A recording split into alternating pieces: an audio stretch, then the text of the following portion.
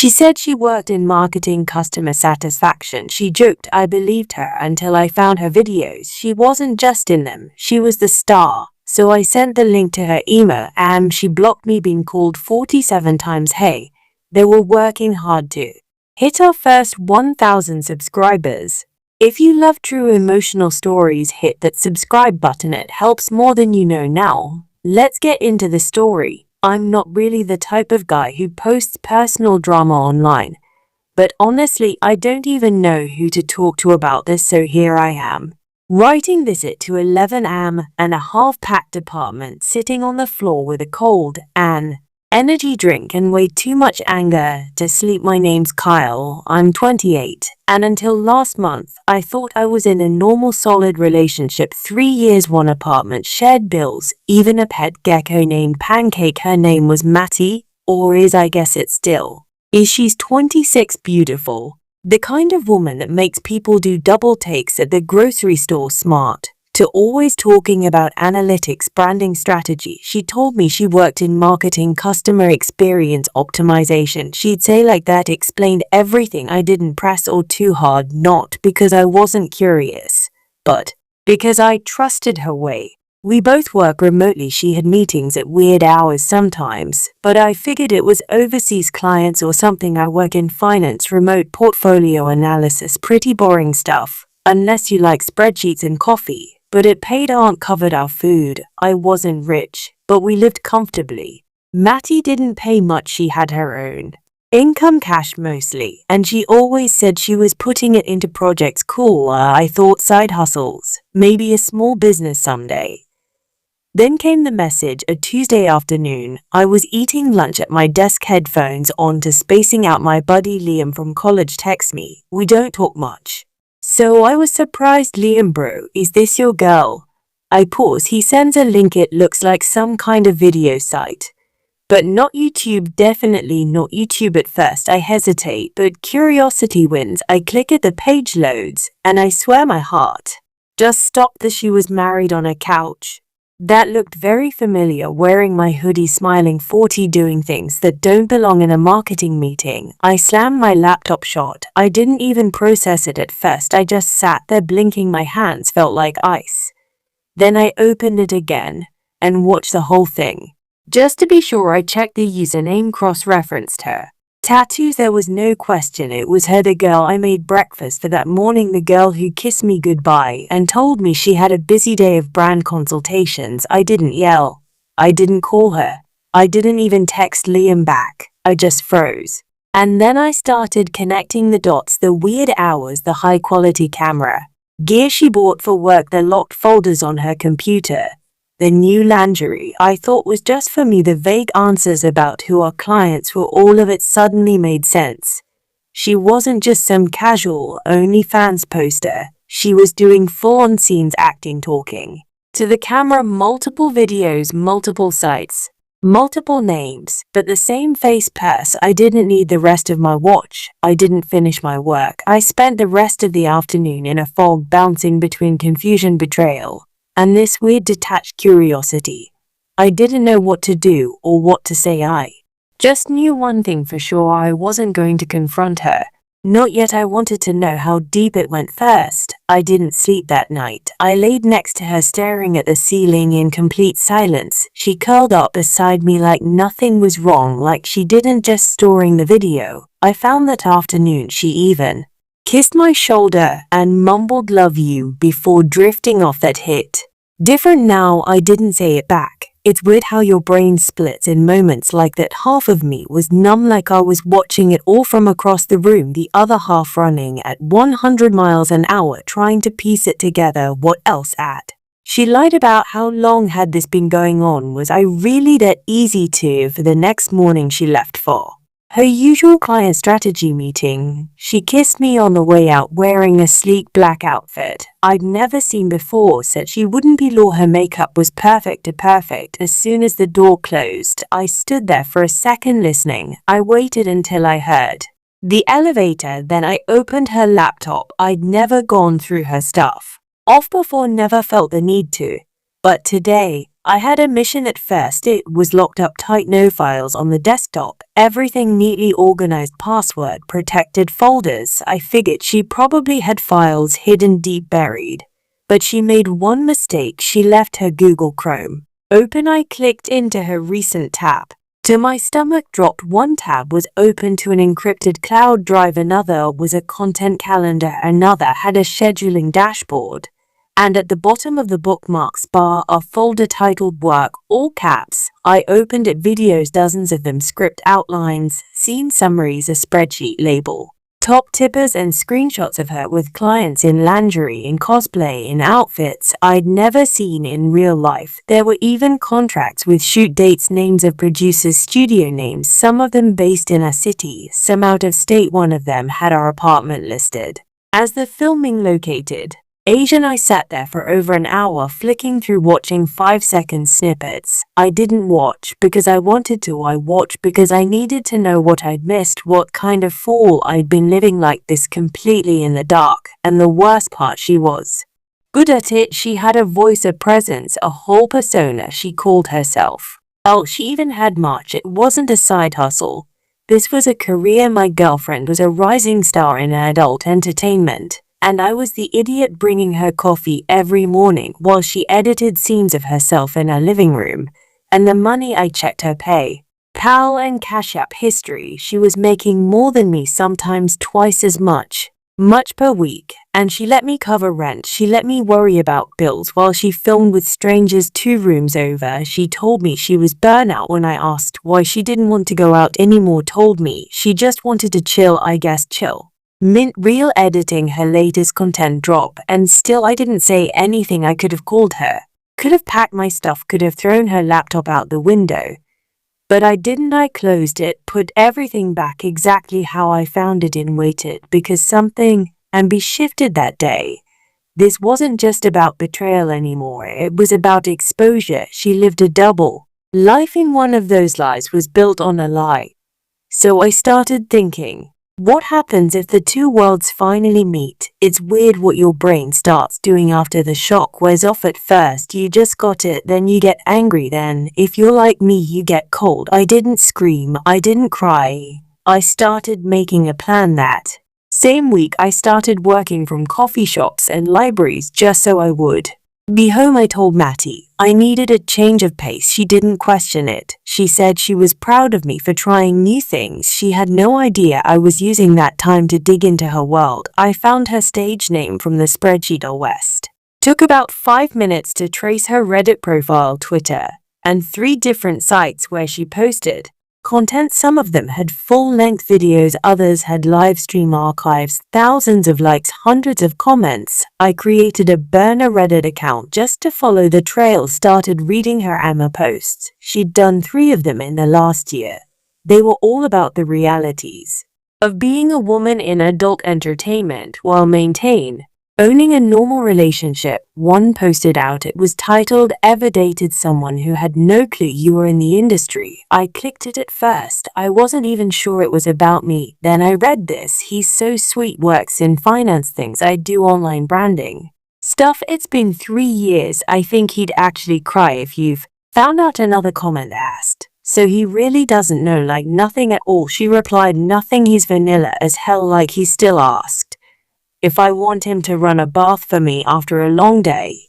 It's cute, kind of boring, but cute. I sat there in silence reading that over and over again. Vanilla as hell, kind of boring. I remember a night not long ago, maybe 2 months earlier, when I stayed up to rub her back after a shoot she said had been brutal. I made her tea. She told me she appreciated me. She looked me in the eyes and said I was the safest part of her world. Now, I knew what she meant. I was safe. I was the cover story, the placeholder. The guy she came home to when she needed calm after living out someone else's fantasies for cash. And the truth is, I could have accepted a lot if she had told me up front, if there had been honesty. But this was months, maybe years of deception. And while I was planning anniversaries and dreaming about proposals, she was uploading behind paywalls and laughing with strangers about how oblivious I was. I didn't just feel betrayed, I felt used. And that was the moment it clicked. This wasn't a breakup story anymore. It was going to be a reveal. After everything I read, everything I saw, I didn't yell. I didn't confront her. I smiled, made her coffee the next morning, kissed her on the cheek, because I already knew when it would all fall apart. Her birthday was in 10 days. She'd already been planning this little dinner party for weeks, just close family. She said her parents, her sister, and her fiance, her old piano teacher, even her dad's co-worker from his accounting firm. Yeah. She wanted to show off how good her life was now. Her exact words, she asked if I could cook since they all loved my lasagna. Of course, I said. I'll make everything perfect. She smiled and kissed me, and I went to work, not on the lasagna, on the fallout. I created a new email account, a new burner phone, a fake fear, an account on all the platforms. She posted on, subscribed to her profiles, downloaded everything I needed, screenshots, clips, her intros, where she said her name, the comments where she flirted with strangers and joked about fooling her vanilla boyfriend, the Reddit threads, the tip sheets, the livestream timestamps, this grip files with her name on the contracts. I compressed it all into a zip folder, labeled it Portfolio West of Zip. Then I saved it to flash drives. One I kept, the other I sent to her dad's office, first class mail, anonymous sender. Inside was a type note that simply read, she said she works in marketing, here's her portfolio. That's it, nothing dramatic, no threats, just truth, delivered 3 days before the dinner. The day before her birthday. Matty was glowing. She was excited, told me how much it meant that her family was finally coming over. She even said, I think they're finally starting to see I'm not so a mess up anymore. I nodded, smiled. I had already set the table, bought the wine, hung up the little string lights she loved. Meanwhile, I knew her father had received the package that morning. I saw the delivery confirmation signed by his assistant. She had no idea. None. Next evening, guests started arriving right on time. Her mom brought a bottle of white wine. Her dad gave me one of those classic polite dad hugs, stiff, quiet.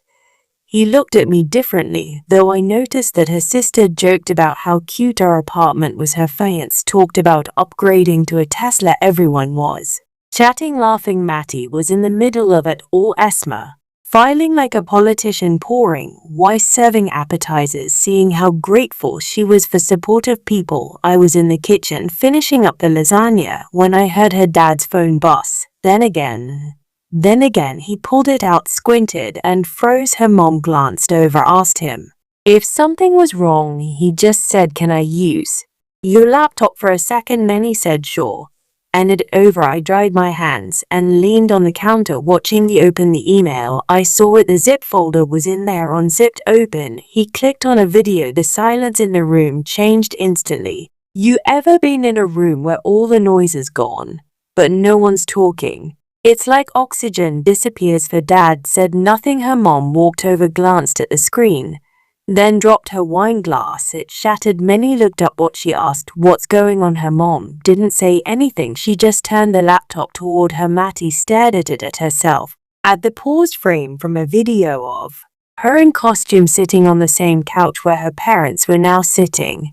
And then she looked at me, wide-eyed, mouth open. You, she whispered. I didn't move. I didn't speak. She didn't say anything at first. She just stared at the screen like she couldn't process what was in front of her, like her brain had lived out. Then she looked at me, and I mean really looked at me, not like a boyfriend, not like a roommate, but like someone trying to figure out how long the grid knot had been sitting under the table. You went through my stuff, she said. Everyone was frozen. Her mom was still standing, hands over her mouth. Her sister sat back down like she was trying to disappear into the chair. Her dad just kept staring at the screen, face like granite. And me, I just wiped my hands with a dish towel and said, he told me you worked in marketing. That looked a lot more like customer satisfaction. That was the moment it clicked for everyone. Her finance's eyes widened. He started shaking his head. No way, he said under his breath. Is this real? Hard. Dad finally spoke. I got a package of the office, he said. Thought it was a scam. Opened it, thought maybe someone was trying to blackmail you. He looked up. Then I saw the tattoo on your shoulder. Many froze. I saw her reach for her sleeve, like instinctively trying To cover it, her mom finally sat down. You said you were doing branding consulting. She whispered. He said the travel was for workshops. Matty, we introduced you to Pastor Glenn last week, and there was the tear. Matty turned to me, voice cracking. Why would you do this? Why wouldn't you just talk to me? I didn't even raise my voice because I did. Talk to you for 3 years and you lied for 3 years. She looked like she wanted to argue, but she knew she couldn't walk this one back, not when her name, her face, and her work were already playing on the family laptop. Her sister's fans finally got up. I'm sorry, I can't sit here. I cannot see this. Her mom started crying. Her dad stood up and quietly closed the laptop. He handed it back to me. I assume you sent this. I nodded. He nodded back. Didn't think me, didn't scold me, just nodded like a man who understood the difference between punishment and justice. Matty's voice was barely a whisper now. I was going to tell you I was gonna quit. I didn't know how to say it. I raised an eyebrow. You had no problem saying a lot of things online. She shut her mouth, eyes full of tears. But not falling, not yet. I took off my apron, walked to the door past. Oh, don't forget your birthday cake, I said. It's in the fridge, vanilla, your favorite. Then I walked out, or didn't hear from her that night, not directly anyway. But by the time I got to my buddy's place, a spare room, he offered without even asking why. I had 12 missed calls. By midnight it was 47 and 1 voicemail. I didn't check it right away. I let it sit there like a spoiled fruit rotting in my inbox. The text started the next May. Warning call, please. Let's talk. I didn't mean for it to happen like this. I never meant to hurt you. Then she switched tactics. You're cruel. You ruined my life. You humiliated me in front of my family, as if I had filmed the videos, as if I was the one who turned our apartment into a set. Eventually it went quiet. I stayed gone. I just moved on, found a new place. 2 weeks later, started cooking for myself again, actually slept without grinding my teeth. People always think closure comes with some big moment, some teary apology or final scream. But for me it came with silence and a new set of keys. 3 weeks later, a letter came in the mail. No return address, but I knew the handwriting inside was a folded piece of notebook paper. And a photo. The photo was of the 2 of us from last year. We were at a pumpkin patch. Matty was on my back, arms around my neck, laughing. The note was short. You didn't yell, you didn't hit me, you didn't post anything, you would just go on you with the last good thing I had. I'm sorry, I broke it. I didn't respond. I dropped it in the bin behind my new apartment, right next to an old pizza box. That chapter was over. She told everyone she worked in marketing, said her job was about customer satisfaction. Well, I finally gave her what she gave to thousands of strange years of performance she'll never forget. And that's the story. If you're still here, that means you're one of us, so go ahead, hit that subscribe button. I drop new chaos every single day, and trust me, tomorrow's story, it's even worse than this one.